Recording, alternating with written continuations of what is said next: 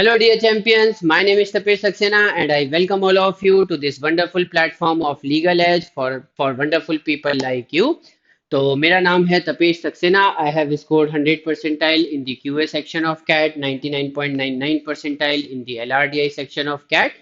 और आज के सेशन में हम ये डिस्कस करने वाले हैं कि क्लैट 2026 के लिए अगर आपने डिसाइड कर लिया है कि आपको इस एग्जाम में अपियर करना है, अच्छे मार्क्स बनाना है, तो क्यूटी सेक्शन की इंपॉर्टेंस क्या होगी। क्यूटी सेक्शन में हमें अगर फुल मार्क्स लेकर आना है 12 आउट ऑफ 12, तो उसकी मास्टरी करने के लिए हमारे पास रोड मैप क्या होगा, किस तरीके से करेंगे, स्टेप बाय स्टेप सारी चीज़ों को समझेंगे। आपके पास टाइम बहुत है, अगर आप यूटिलाइज करेंगे सही तरीके से प्रॉपर गाइडेंस में, तो डेफिनेटली अगर आपका मैथ्स क्लास 10 तक, क्लास 11, क्लास 12 तक बहुत अच्छा नहीं भी रहा है, तो भी आप क्लैट में जितना मैथ्स आता है, जितना क्वांटिटेटिव टेक्निक वाला सेक्शन आता है, उतना तो आप डेफिनेटली स्कोर कर ही लेंगे। ठीक है, तो सबसे पहले किसी भी कॉम्पिटिटिव एग्जाम की प्रिपरेशन करते समय हमें समझना होता है कि सपोर्टिंग एलिमेंट्स क्या होंगे, और हमें पीछे ले जाने वाले जो हमारे सेटबैक्स होते हैं वो क्या क्या हो सकते हैं। मतलब हमारे पास सपोर्ट क्या है, हमारे पास थ्रेट्स क्या है, उनको हम समझ लेते हैं। It is just like a game of snacks and ladders, right. हम सब लोगों ने ये गेम जो है वो बचपन में खेला हुआ है। हमें पता है कि जब हम स्क्वायर 1 से स्क्वायर 100 तक आगे बढ़ने की कोशिश करते हैं, आप इनको मार्क्स मान के चल सकते हो कि हम शुरुआत में 1 मार्क पे खड़े हैं, हमें 100 मार्क्स तक जाना है, 100 मार्क्स के बियॉन्ड भी जाना है। तो कई सारी चीजें ऐसी होती हैं जो हमारा सपोर्ट करती हैं, लेकिन बहुत सारे स्नेक्स भी होते हैं जो डेफिनेटली हमारी प्रिपरेशन को बहुत ज्यादा हार्म कर सकते हैं। They can bring a lot of harm to our preparation. ठीक है, तो उन सारी चीजों को हमें समझना है। सबसे पहली बात तो यह है कि क्यूटी सेक्शन जो होता है वो लॉ एस्पिरेंट्स के बीच में मोस्ट अंडररेटेड सेक्शन है। ठीक है, I repeat my self, most underrated section. ज्यादातर बच्चों को ऐसा लगता है कि यार हमें मैथ्स आता नहीं है, इसीलिए तो हम इस एग्जाम की प्रिपरेशन कर रहे हैं। ऐसा नहीं है। ठीक है, अगर आपने क्लास 6, 7, 8, 9, 10th तक बेसिक मैथ्स पढ़ा हुआ है, तो बिलीव मी कि क्लैट में जो मैथ्स आता है, क्वांटिटेटिव टेक्निक्स आते हैं, वो बहुत बेसिक लेवल के होते हैं। हम में से हर कोई कर सकता है, राइट। सबसे पहली और सबसे इंपॉर्टेंट बात यह है कि वहां पे हमारे 12 मार्क्स है। ठीक है, अगर आप किसी भी टॉपर से पूछोगे, अभी जो इससे पहले मेरा एक सेशन हुआ था उसमें भी मैंने समझाया था कि इस साल के या हर साल के अगर आप टॉप 100 टॉपर्स निकालो, टॉप 100 रैंकर्स निकालो और उनसे बातचीत करो, उनसे समझो, तो आपको ये पता चलेगा कि उनमें से ज्यादातर लोग 12 में से 12 मार्क्स लेकर आते हैं क्यूटी में, या 11 या 10। तो इसका मतलब ये है कि उनके स्कोर का एक बहुत बड़ा पार्ट जो है वो क्यूटी से कवर होता है। ठीक, तो बिना क्यूटी के आप शायद 80 मार्क्स तक पहुंच सकते हो, 85 मार्क्स तक पहुंच सकते हो, लेकिन उसके आगे अगर जाना है तो क्यूटी की बहुत ज्यादा जरूरत पड़ेगी। ठीक है, तो सबसे पहले तो इंपॉर्टेंट समझ लो, the area is very important. इसको अंडर एस्टिमेट नहीं करना। आपको मैथ्स में अगर आप कंफर्टेबल नहीं भी हो, नहीं भी अच्छा लगता, थोड़ा सा पुश करो, थोड़ा सा अपने आप को फोर्स करो, क्योंकि करना पड़ेगा। अदरवाइज आपका जो ड्रीम है वो आधा अधूरा रह जाएगा। ठीक है, बहुत अच्छे कॉलेज की जगह या तो हमें कुछ सेकंड थर्ड लेवल के कॉलेज के साथ कॉम्प्रोमाइज करना पड़ेगा, और या फिर हो सकता है कि हमें नेक्स्ट अटेम्प्ट भी देने की जरूरत पड़े। तो दोनों ही चीजें हमारे लिए खराब है। हमें टॉप मोस्ट लेवल के कॉलेज में जाना है, और इसीलिए हमें सारे सेक्शंस को इक्वल इंपॉर्टेंस के साथ प्रिपेयर करना है। ठीक है, अब अगर ये सोच लिया कि अच्छे से प्रिपेयर करना है, तो फिर रोड मैप क्या होगा, प्लान क्या होगा। तो प्लान ये होगा बच्चों कि सबसे पहले तो इन केस ये जो फर्स्ट लैडर है, फर्स्ट स्टेप है, ये उन सब लोगों के लिए बहुत इंपॉर्टेंट है जिनके बेसिक कॉन्सेप्ट्स सही नहीं है। If your basic concepts are not right in place, आपको ऐसा लगता है कि यार मैंने 6th में 7th में 8th में 9th में मैथ्स को बहुत सीरियसली कभी पढ़ा ही नहीं, मैथ्स की क्लासेस में मैं ज्यादातर मस्ती कर रहा था, या मैंने ध्यान ही नहीं दिया था, maths was not my forte, maths was not my strongest area, और इसीलिए मुझे बोरिंग भी लगता था, नींद भी आती थी। तो उन सारे बच्चों को सबसे पहले जो 6th 7th 8th क्लास का, 3 क्लासेस बहुत इंपॉर्टेंट है, 6th 7th और 8th, उनका मैथ्स जरूर एक बार रिवाइज कर लेना चाहिए। एनसीईआरटी की बुक्स जो है वो एनसीईआरटी की वेबसाइट से आप फ्री में डाउनलोड कर सकते हो। वहां से आप 6th 7th और 8th के जो बेसिक कॉन्सेप्ट्स हैं उनको जरूर ब्रश अप कर लो, राइट। ब्रशअप करने से आपको बहुत फायदा होगा, राइट। डेफिनेटली जब आप कॉम्पिटिटिव लेवल के मैथ्स पढ़ोगे, जब आपके पास आंसर ऑप्शंस होंगे, डेटा इंटरप्रिटेशन टाइप के क्वेश्चंस होंगे, कैलकुलेशंस करने होंगे, so all these concepts are going to play a very important role. ठीक, तो इतनी बात मेरी मान लो। क्योंकि देखो क्या है कि अगर आप 12 मार्क्स जो है उनको लाइटली लेते हो तो डेफिनेटली फिर पेपर में आपके पास बहुत अच्छा स्कोर करने का स्कोप तो वैसे ही खत्म हो जाएगा। तो पहला स्टेप है, इसको सभी लोग फॉलो करेंगे। सेकंड स्टेप ये है कि जब आपका फर्स्ट स्टेप कंप्लीट हो जाएगा, व्हेन यू आर 100% श्योर कि अब हमारे बेसिक कॉन्सेप्ट्स में कहीं पर भी कोई भी कमजोरी बची नहीं है, there is no weakness left, ठीक, तो उसके बाद आप सेकंड स्टेप पर आओगे, एक स्टडी प्लान बनाओ। जितने भी टॉपिक्स क्लैट के एग्जाम में पूछे जाते हैं, जो कि ऑब्वियसली आपको आरएसएम्स वगैरह में दिख जाएंगे, जो भी स्टडी मटेरियल आपके पास है, अगर आप लीगल एज के स्टूडेंट हो तो आपका रैंकर्स स्टडी मटेरियल होता है, आरएसएम होता है, उसमें आपको सारे टॉपिक्स मिल जाएंगे।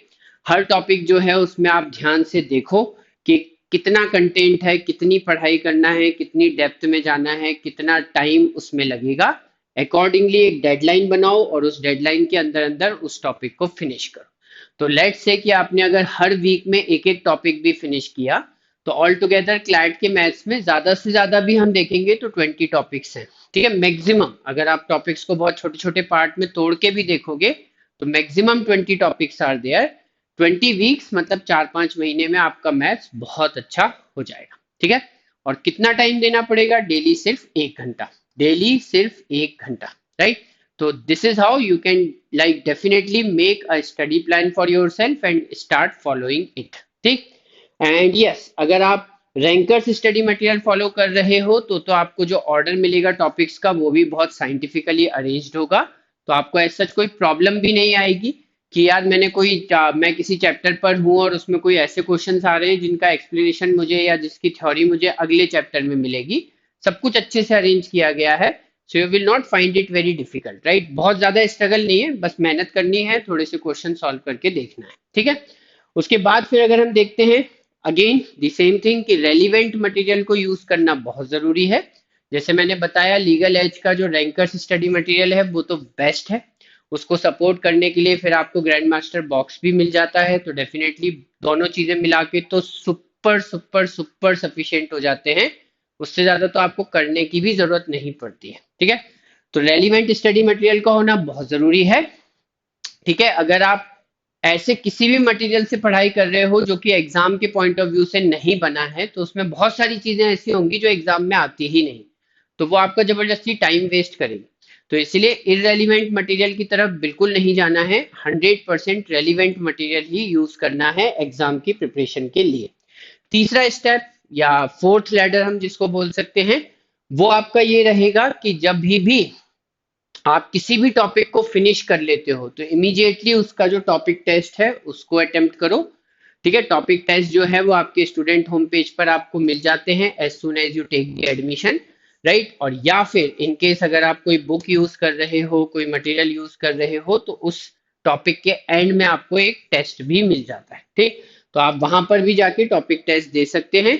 तो कोई भी टॉपिक फिनिश किया तो इन ऑर्डर टू आइडेंटिफाई कि मेरी स्किल डेवलप हुई कि नहीं, मुझे तो ऐसा लग रहा है कि मैंने टॉपिक फिनिश कर दिया है, लेकिन क्या सच्ची में मुझे क्वेश्चन सॉल्व करने आए, तो उसके लिए टॉपिक टेस्ट दो, अपना इवैल्यूएशन करो, सेल्फ इवैल्यूएशन करो। अगर आपको नहीं समझ, ऐसा लग रहा है कि नहीं ये टॉपिक बहुत क्लियर नहीं हुआ है, तो फिर से एक बार रिवाइज करो, फिर एक बार और टॉपिक टेस्ट दो।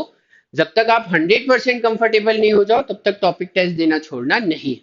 उसके बाद जब आपका एक considerable amount of chapters cover हो जाते हैं, मान लो आपने 5, 6, 7, 8, 9 चैप्टर कवर कर लिए, तो उसके बाद फिर आप सेक्शनल टेस्ट के लिए भी एलिजिबल हो जाते हो। सेक्शनल टेस्ट दो, राइट, आइडेंटिफाई कि आपकी स्किल डेवलप हुई या नहीं हुई। तो हर मेरे ख्याल से 5-6 दिन पढ़ाई करो, मंडे से फ्राइडे तक या मंडे से सैटरडे तक, और हर सैटरडे या हर संडे को एक एक टेस्ट जरूर देते जाओ।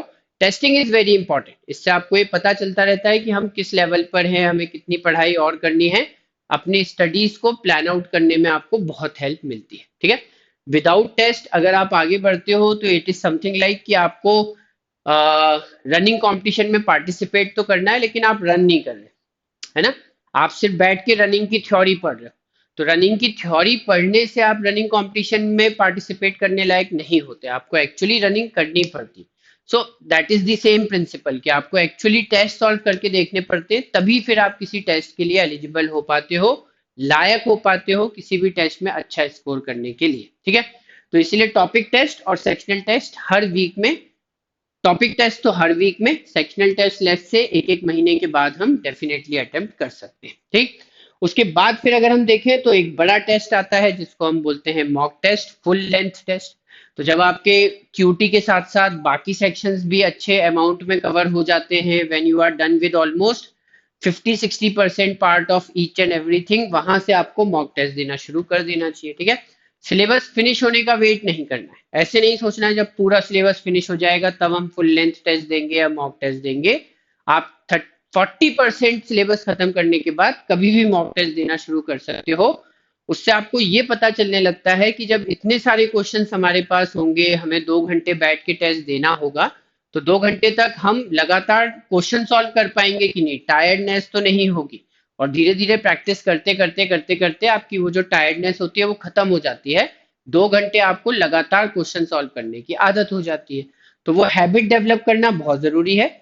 फिर आपको एरर समझ में आती है, फिर उसके बाद आप बहुत सारे स्ट्रेटेजिकल जो मिस्टेक्स कर रहे हो वो आपको समझ में आती है, टाइमिंग के साथ आगे बढ़ना बहुत अच्छे से आपको समझ में आ जाता है। तो बहुत सारी चीजें आप मॉक टेस्ट देते देते देते देते सीख जाते हो। ठीक है, so that is why this step is very important.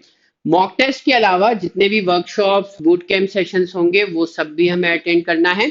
कई सारे बच्चे ना शुरुआत में तो मेरे ख्याल से मैथ्स को लाइटली लेते हैं, फिर जब टीचर समझाते हैं तो थोड़ी बहुत पढ़ाई करने लगते हैं, लेकिन जैसे जैसे पढ़ाई करते हैं और आगे बढ़ते हैं, फिर टॉपिक टेस्ट, सेक्शनल टेस्ट के बाद मॉक टेस्ट देते हैं, कई बार ऐसा होता है कि यार अच्छे मार्क्स नहीं आ रहे हैं, तो फिर डीमोटिवेट हो जाते हैं, कहीं ना कहीं फिर वर्कशॉप और बूट कैंप सेशंस में आना बंद कर देते हैं, विच इज अगेन लाइक आप अपने ही पैरों पे कुल्हाड़ी मार रहे हो। राइट, मैं ये नहीं बोल रहा कि हर बच्चा 12 में से 12 ला सकता है या पूरे 120 में से 120 ला सकता है, लेकिन जितना आप मैक्सिमम कर सकते हो उतना तो करने की कोशिश करोगे।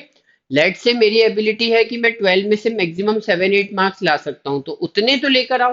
राइट, ठीक है, जितना भी कंट्रीब्यूशन आपके स्कोर में क्यूटी का ज्यादा से ज्यादा हो सकता है उसको वहां तक बढ़ाने की कोशिश तो लगातार करते रहो।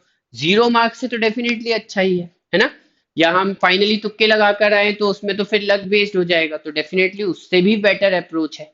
तो बेटर अप्रोच यही है कि उसमें से हम जितना मैक्सिमम मार्क्स लेकर आ सकते हैं उतना हमें लेके आने की कोशिश करनी है। ठीक, उसके बाद फिर अगर हम देखते हैं तो अब यहाँ पर हमारे पास पॉसिबल स्नेक्स मतलब पॉसिबल थ्रेट्स कौन कौन से हैं, कौन कौन सी ऐसी चीजें हैं जो हमें पीछे लेके जा सकती हैं हमारी प्रिपरेशन में। तो सबसे पहले राइट, लॉ के जो एस्पिरेंट्स होते हैं ओवर द इयर्स, मैंने भी ये देखा है, सारे टीचर्स इस बारे में बात करते हैं, एक्सपर्ट्स बात करते हैं कि उनके अंदर मैथ्स का फियर बहुत ज्यादा देखने को मिलता है। राइट, बहुत सारे बच्चे ऐसा समझते हैं कि क्योंकि मुझे 11th-12th में अच्छे से मैथ साइंस नहीं बनता था इसीलिए तो मैंने लॉ एंट्रेंस में आने की कोशिश की।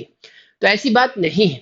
एक तो उस लेवल का मैथ्स आता नहीं है, जैसा आप 9th 10th 11th 12th में हायर मैथ्स पढ़ते हो वैसा मैथ्स आता नहीं है, बिल्कुल बच्चों वाला मैथ्स आता है 6th 7th 8th का। पहली बात तो ये है। दूसरी बात यह है कि आपसे ये एक्सपेक्ट नहीं किया जाता है कि आपको मैथ्स का एक्सपर्ट बनना है, आपसे सिर्फ इतना एक्सपेक्ट किया जाता है कि वो जो 12 क्वेश्चन एग्जाम में आएंगे बस आप उनको सॉल्व करने के काबिल हो जाओ, इससे ज्यादा कोई एक्सपेक्टेशन आपसे रखी नहीं जाती। ठीक है, तो इसलिए मैथ्स का फियर, मैथ्स का डर अपने दिमाग से निकाल दो। आप ये मत सोचो कि हमारा मैथ्स कैसा था, ये सोचो कि कैसा हो सकता है। ठीक है, क्योंकि ऑब्वियसली हमारा जो टारगेट है वो तो टॉप 100 है। जब टॉप 100 का टारगेट करोगे और अगर आपका परफॉर्मेंस थोड़ा बुरा भी हुआ तो भी टॉप 500 में आ जाओगे, लेकिन अगर टारगेट ही बहुत पीछे रखोगे तो फिर डेफिनेटली और पीछे जाने का आपने रास्ता पूरा पूरा बना के रखा है। ठीक है, so always target at the moon. हमारे एपीजे अब्दुल कलाम जो सबसे अच्छे प्रेसिडेंट हुए उन्होंने क्या कहा था कि हमेशा मून का टारगेट करो, अगर फेल भी हुए तो कोई ना कोई स्टार तो मिल ही जाएगा।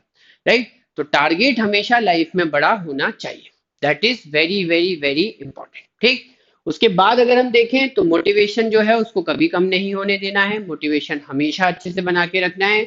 अपने आप को मोटिवेट करो, बाहर से मोटिवेशन की जरूरत नहीं है, अपने आप को मोटिवेट करो। जब भी कुछ ऐसा लगने लगे कि यार पढ़ने का मन नहीं हो रहा, कुछ नहीं हो रहा, उठा के टॉपर्स की बातें सुनो, उठा के कॉलेजेस को देखो, यूनिवर्सिटीज को देखो, उनके वीडियोस देखो और अपने आप को लगातार मोटिवेट करते रहो। ठीक। उसके बाद थर्ड चीज ये है कि आप इस पूरे राइट जो सेक्शन है या एग्जाम है, उसकी अगर इम्पोर्टेंस को अपनी लाइफ में, उसकी जो इम्पोर्टेंस है उसको अगर आप अंडर एस्टिमेट कर रहे हो तो वो मत करो। राइट। आपको अगर ऐसा लग रहा है कि ये सब करने से भी कुछ नहीं होगा, अच्छे कॉलेज में चला जाऊंगा तो भी क्या होगा, तो ये सारे निगेटिव थॉट्स अपने दिमाग से निकाल दो। Right. When you achieve something it is always going to contribute some very good amount of success in your life. ठीक है। एंड यस, उसके बाद अगर हम देखते हैं तो एक बहुत बड़ा स्नेक, एक बहुत बड़ा थ्रेट आज के जमाने में पैदा हो गया है पिछले कुछ साल से, जिसको हम बोलते हैं social media. If you are spending a lot of time with mobile, laptop, TV, watching like reel, shorts, YouTube videos, Facebook videos, तो डेफिनेटली इंस्टाग्राम, टेलीग्राम, तो पता नहीं क्या क्या तो आज की डेट में आ गया है। तो अगर आप उन सब चीजों में बहुत टाइम स्पेंड कर रहे हो ना, तो उसे एकदम कर्टेल करो, कट शॉर्ट कर दो। राइट। ज्यादा से ज्यादा कोशिश ये करो कि एंटरटेनमेंट एक पर्टिकुलर अमाउंट में रहे। ठीक है। एंटरटेनमेंट जरूरी है, लेकिन दिन में कितना, अगर हम 24 घंटे में से देखें तो शायद 1 घंटा 2 घंटा मैक्सिमम, उससे ज्यादा नहीं होना चाहिए। राइट। क्योंकि फिर ये आपकी पूरी प्रिपरेशन को खराब करना शुरू कर देता है। ठीक। उसके बाद अगर हम देखें तो बहुत सारे अलग अलग डिस्ट्रैक्शंस और भी होते हैं, उन सबको भी अपनी लाइफ से दूर ही रखो तो अच्छा है। राइट। फ्रेंड्स हैं उनके साथ फ्रेंडशिप निभाओ, बट अगेन लिमिट का ध्यान जरूर रखो। शादियां आती हैं प्रिपरेशन के बीच में, बर्थडे पार्टीज आती हैं, दुनिया भर के और भी दंगल मचे रहते हैं। राइट। लेकिन आपको अपने आप को फोकस रखना है, आपको पता होना चाहिए कि आपको कितने अमाउंट में कहाँ पर कितना समय देना है। अनलिमिटेड टाइम कहीं पर भी देने की जरूरत नहीं है। ठीक है। तो बिल्कुल प्लानिंग के साथ अच्छी तरीके से चलो, because like this is a very crucial stage of your life. एक बार अच्छे से इसको क्रॉस कर लिया तो आगे आने वाले 40 50 60 साल आपकी लाइफ के बहुत अच्छे और बहुत full of achievement, full of success, full of money, full of name, full of fame, सारी चीजों से फुल होने वाले हैं। ठीक है। तो इसीलिए ये पूरा का पूरा सेशन मैंने आप लोगों के लिए बनाया है। ठीक। चलो फिर मेरे ख्याल से इतना ज्ञान इस सेशन के हिसाब से काफी हो गया। So thank you very much, all the very best. अच्छी तरीके से अपनी हेल्थ और फिटनेस का ध्यान रखिए, पढ़ते रहिए और आगे बढ़ते रहिए। Tata, bye bye. Have a nice time.